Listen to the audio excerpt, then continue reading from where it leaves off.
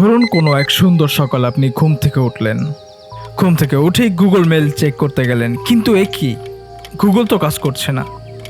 এবার আপনি Google search করতে গেলেন, কিন্তু এখানেও একই অবস্থা। এবার আপনি ইউটিউবে গেলেন, শুধু একটা ব্ল্যাক স্ক্রিন।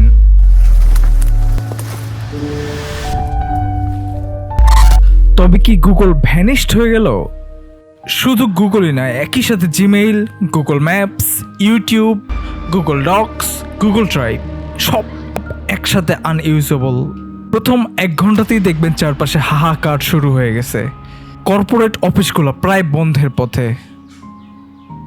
স্টুডেন্টরা অ্যাসাইনমেন্ট সাবমিট করতে পারতেছে না।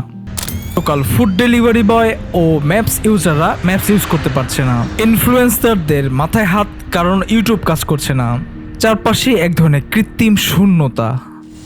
ঘন্টাতে যখন 8.5 বিলিয়ন সার্চ করা হতো তা সব গায়েব। প্রশ্নের উত্তর খুঁজবেন, গুগল অ্যাসিস্ট্যান্টও কাজ করছে না। বন্ধ হওয়ার পথে আইটি নির্ভর কোম্পানিগুলো। বন্ধ হয়ে যাচ্ছে এসইও, ডিজিটাল মার্কেটিং। সবাই বলাবলি করছে কি হচ্ছে আশেপাশে। স্টক মার্কেট এবং ইকোনমিতে বিরল এক প্রভাব, সব কিছুই ডাউন। এখন কথা হচ্ছে, আমরা কি এটা মোকাবেলা করতে পারবো?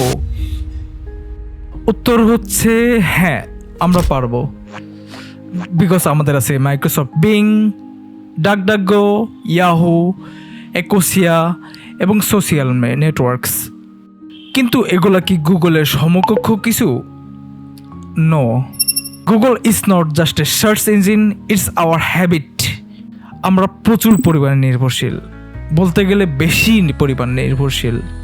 ভাবুন একবার, একটা মাত্র কোম্পানির কাছে আছে সকল আনসার, দিক নির্দেশনা এবং তথ্য আদান প্রদান।